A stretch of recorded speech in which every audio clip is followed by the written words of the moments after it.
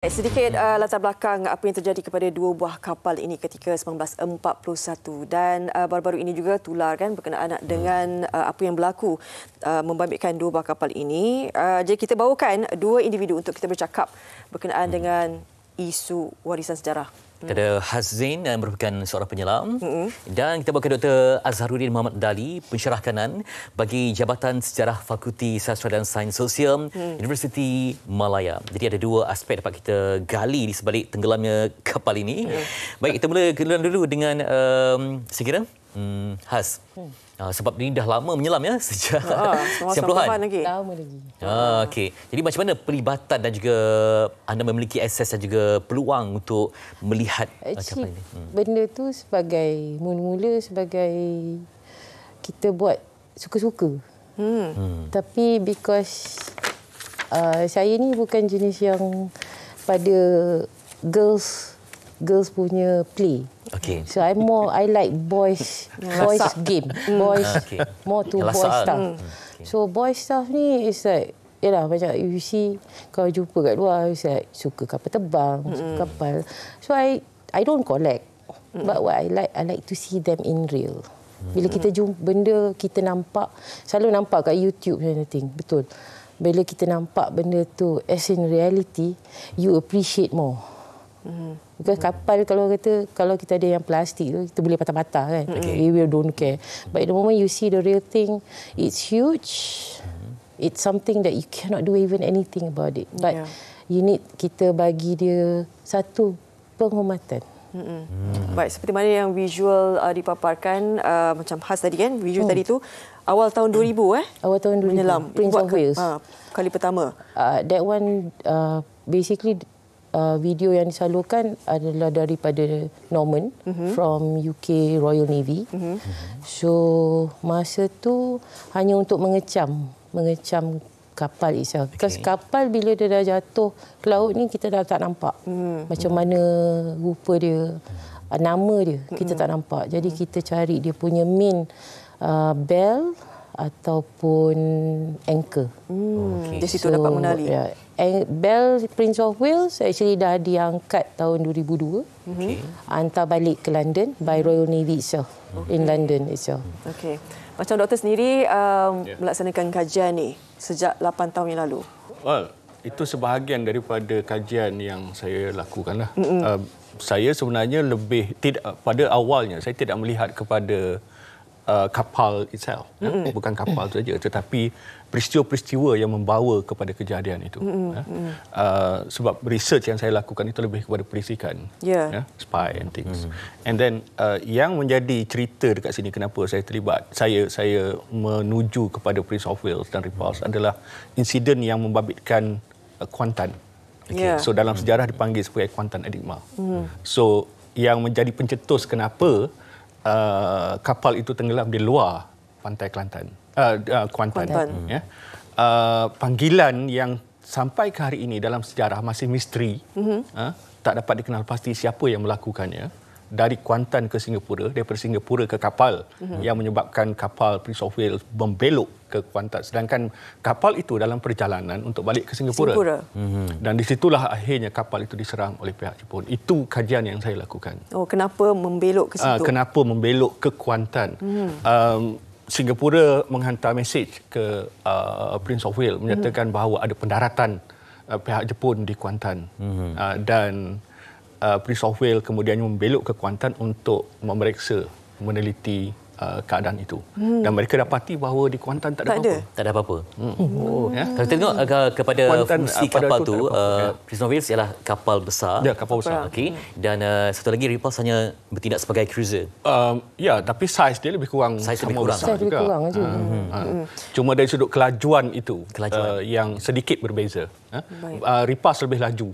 Dan perlu diberikan perhatian dalam sejarah Repulse dia lebih lama kerana dia merupakan kapal Perang Dunia Pertama. Prince of Wales kapal terbaru, kapal termoden yang baru dapat komision pada bulan Januari tahun 1941. So dia masih kapal baru dan dengan peralatan moden berbanding dengan Repulse. Itu sedikit latar sejarah kedua kapal itu. Dan Ripal dah terbabit dalam Perang Dunia Pertama dan sebagainya. Dan Prince of Wales terlibat dalam pelbagai peristiwa di Eropah dan etc. Termasuklah berperang dengan Jerman dan sebagainya di Eropah itu. Kita panggil dia dua hero jugalah ni. Ya, ini dua kapal yang difikirkan oleh pihak British pada waktu itu mampu untuk mengawal dan membantu mempertahankan tanah Melayu. Ya. Dua ini akan dihantar untuk terus Barisan Hadapan. Barisan Hadapan. Rightly selepas Prince of Wales hit Bismarck, dia diarahkan ke Singapura untuk stopkan kemarahan Jepun ke Maya. So they put there.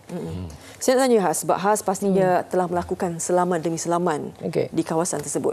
Ianya berlaku di negara kita, tetapi ia adalah warisan sejarah bagi membabitkan bahan luar, negara luar kan, maknanya sejarah luar tu. Bagaimana sebagai penyelam dan bila saya pasti mengkaji juga berkenaan dengan ini, bagaimana sebenarnya dua hubungan negara kita di negara kita ia berlaku lokasinya, tetapi ia adalah sejarah Inggeris sendiri. I look at it pada apa yang diberi pada akta, jatuh pada akta tu. Tapi banyak jabatan terlibat. Actually, dia orang argue sebab dia selalu mengatakan dia adalah 12 nautical miles sahaja, dia akan cover. Tapi Prince of Wales dengan Repulse ni lebih pada 50, dia hampir 67, almost to international water. But still in Malaysian water, sebab bahagian maritime, even Air Force, they all still running around the area. Tak ada masalah rasanya. Mungkin berinteraksi dengan penyelam yang lain kan, juga info-info yang dapat. Jadi macam mana melihat komposisi bagi kapal ini yang mungkin dilihat sangat prestige lah. Mungkin dari besi yang ada di situ. Actually, benda ni dari banyak daripada Perang Dunia ni, besi yang dia ada adalah besi padu compare to sekarang. So kalau you look after World War II, kita ada kapal-kapal Jepun yang saya sendiri jumpa, dah dikenal pasti. Dia punya komposisi tu tak macam tak sepadu Repulse dengan Prince of Wales. Tapi bila you sendiri mendekati, sebab you ada akses mendekati tu, macam mana perasaan tu? Memula tu because benda tu dalam. Repulse kita 55 meter, Prince of Wales 65. Jadi bermula tu dah masa turun tu 35, okey lagi, tahan lagi. Tapi sebab biasa kita turun, kita nampak air biru je. Kita dah tak nampak kapal tu lagi. Tapi the moment you hit 45, 50, you nampak seburung kapal. Bila saya turun tu, I boleh tengok dia punya bow dengan dia punya stern.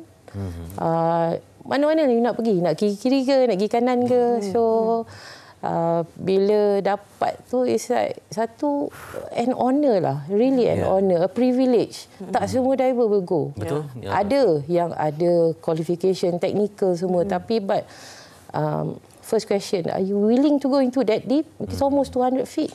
Itulah. 200 feet is, I think I've got few yang technical divers like, okay, pergi saja, you know. Tapi bila apa pembelajaran kita, because we use full gases, we use full trimix. We are not a simple compressed air to dive. It's something. We use helium, we use O2. So that has been compressed into 2 tanks. Wow. So you imagine each divers bring 4 tanks to them. And then tak boleh lama. 20 minutes. 20 minutes stop.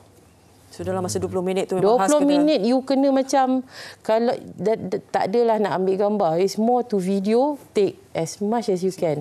Kalau maknanya, and then diver tak semua turun, kita akan turun body per body. Yeah. So 2 orang halfway through dekat about 40 minutes, then we go another group. So bila semua at least semua tak adalah tak ada penat sangat. Itulah dia. Baik Prof, apa selepas ini dari segi usaha untuk kita lebih explore tentang penemuan ini dan apa dapat kita bangunkan dari segi untuk kita terjemahkan dalam bentuk teks yang dapat difahami oleh rakyat? Saya sebagai historian, saya melihat benda ni daripada beberapa sudut. Yang pertama dari sudut akademiknya sendirilah. Ya. Kajian-kajian saya lakukan hanya di daratan, gunakan kertas, di arkib dan sebagainya. Tapi diverse, dia melihat sendiri tentang perkara itu. Ya. Ini sebenarnya kalau digabungkan, dua perkara ini akan dapat membantu memperkuatkan lagi, memperluaskan lagi apa yang kita tahu tentang peristiwa Prince of Wales dan juga Repulse. Dan bukan itu sajalah, ada banyak lagi tempat. Yang kedua adalah dari sudut warisan itu. Walaupun sebagaimana yang you all katakan, ini adalah bukan sejarah Malaysia, bukan sejarah tanah Melayu. Ini adalah sejarah British, kita kata, zaman kolonial kan. Tetapi walau macam mana pun, oleh kerana dia berlaku di tempat kita dan dalam keadaan itu, saya fikir dia masih lagi mempunyai kaitan secara tidak langsung dengan apa yang berlaku di tempat kita. Kerana tenggelamnya kapal itulah apa yang kita lalui selepas itu. Dan kita juga perlu faham bahawa warisan yang sebegini rupa sedang selongkar oleh pelbagai pihak. Saya bercakap dengan hal tadi sebelum kita masuk bahawa tempat kita ni merupakan tempat di mana banyak kapal harta karun, kapal tenggelam dan sebagainya. Dan benda-benda ini telah pun di-exploit oleh orang luar. Dan saya fikir tadi ada katakan bahawa 90% dah Prince of Wales dan juga Repulse dah tak ada. Kerana digondol oleh toyol-toyol dasar laut ni. Dan benda ni bukan berlaku berkaitan dengan Prince of Wales dan Repulse saja. Kapal-kapal yang lain di luar pantai Kuching misalnya. Kapal-kapal Jepun yang tenggelam semua dah diangkut oleh diorang ni dan pasar gelap menerima barang ni. Mereka boleh jual di pasar gelap dan sebagainya. So itu satu hal yang perlu diberikan perhatian dan pelbagai pihak yang bertanggungjawab tentang hal ini perlu untuk melihat benda ini. Kerana dari sudut yang lain, sejarah kita bukan sekadar sejarah di daratan. Sejarah di lautan juga mempunyai kaitan langsung dengan pembentukan sejarah apa yang kita panggil sebagai sejarah kita. Sebab maritim ini penting juga kan? Laluan laut tu kan laut utama. Dan kita merupakan antara negara maritim yang dikelilingi oleh laut. Dan bukan sekadar cerita tentang laluan perdagangan dan sebagainya, tetapi dalam keadaan sekarang adalah kapal-kapal yang tenggelam ini. Macam mana kita nak gunakan dia dan sebagainya untuk menambahkan maklumat tentang sejarah negara kita. Actually, in fact, bukan Perang Dunia Kedua je. Kita tak terbabit dalam Perang Dunia Kedua.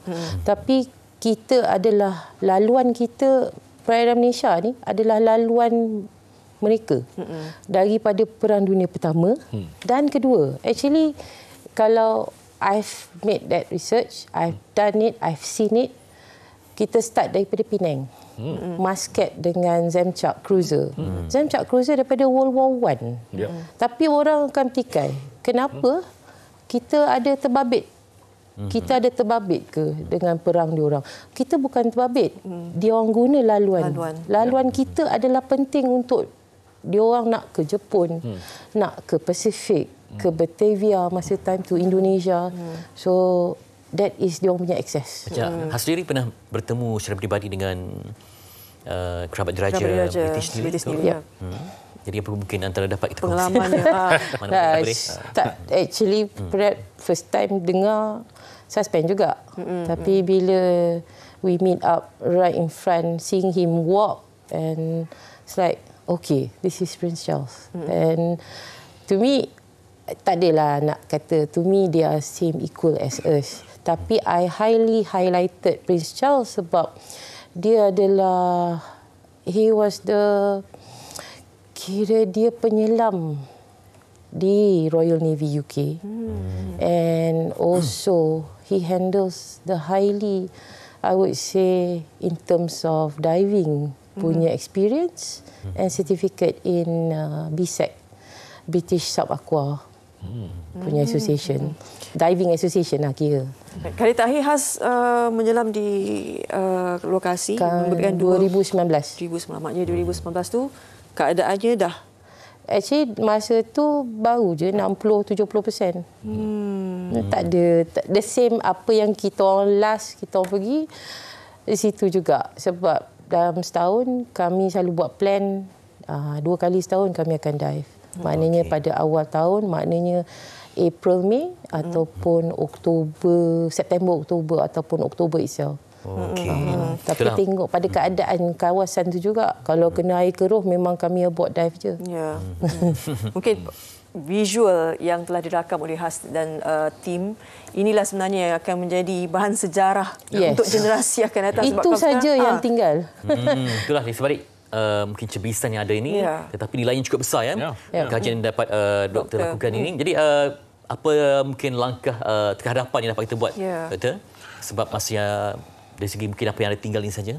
Tak, bagi saya suatu tindakan perlu dilakukan dengan secepat yang mungkin, dengan seagresif mungkin oleh pihak-pihak yang berkaitan. Kita nak tengok Jabatan Warisan terlibat. Kita nak tengok pihak-pihak yang berkaitan itu untuk seboleh mungkin mampu untuk memastikan tapak-tapak yang sebegini rupa dapat dijaga dengan sebaik yang mungkin. Dan kita mengetahui bahawa usaha untuk meneroka dan mengambil harta yang ada ni dilakukan sebahagian besarnya oleh orang luar.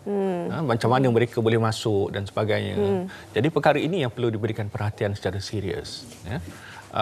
Dan saya fikir jika hal ini tidak dilakukan sekarang, segala tinggalan-tinggalan yang ada, tapak-tapak sejarah yang berkaitan ni, bangkai kapal yang ada ni, lama-kelamaan kita tak akan jumpa pun. Diver tak akan jumpa lagi pun bila menyelam sebab dah tak ada. Masa dia tenggelam tu kami awal 2000 tu barang masih ada lagi. Masih ada. Yes. Antaranya, tapi macam bell, macam semua, everything. Dalam Prince of Wales kita jumpa cup and saucer. We sell bottle. So yang ada, yang ini adalah replika. Kita bagi remembrance mana kita dah pernah turun. So tapi tahun 2012 berlaku semua masalah negara datang. Dari segi propeller kena angkut. Propeller dia ada 4 biji and each of it cost you 1 Mercedes. That's a lot of money. So daripada 2012 sampai sekarang. Masih kita dapat selam ke bawah lagi. Jadi ada sebutkan masa yang terhad 20 minit tadi tu juga sama dengan kita durasi di sini. Tetapi kita harapkan lepas ni lebih ada pendedahan lebih meluas lagi untuk dapatkan inilah kekayaan yang ada dan juga mungkin apa kaitannya dengan sejarah yang berlaku ketika itu. Sebenarnya kalau kita ni cilik sejarah dah tahu bagaimana kepentingannya, pastinya itulah tanda kita kenal baru kita sayang. Tapi sepatutnya dalam negara kita ini perlulah ada juga tindakan yang cepat seperti mana doktor cakap tu untuk kita menjaga warisan sejarah walaupun tidak kita perlu membabitkan kita kan. Naikkan ke atas dan juga dapat kita dokumentasikan sebaik mungkin. Terima kasih pada Dr. Azharuddin Muhammad Al-Dali, Pensyarah Cadangan Jabatan Sejarah Fakulti Sastra dan Sains Sosial UM dan juga Hazin sebagai penyelam. Apapun kami cukup berbangga dengan pengalaman yang kami kongsikan ini kan. Sesuatu yang luar biasa lah sebenarnya. Seperti yang mereka ni terkehadapan lah nampak wawasan. Kalau boleh, kalau pergi mana-manalah, menyelam ke masuk hutan ke, kalau terjumpa sepihan bom ataupun tulang, jangan ambil. Itu saja. Kami cukup risau sebab tulang tu kadang-kadang mewatakan itu adalah tulang daripada zaman British, zaman Australia. So kita sebagai masyarakat kena stop benda ni, stop picking up things. Sebab bila kita nak refer balik, kadang family minta balik tulang kita, jam tau juga. So it's so hard. So benda tu kena jaga jugalah.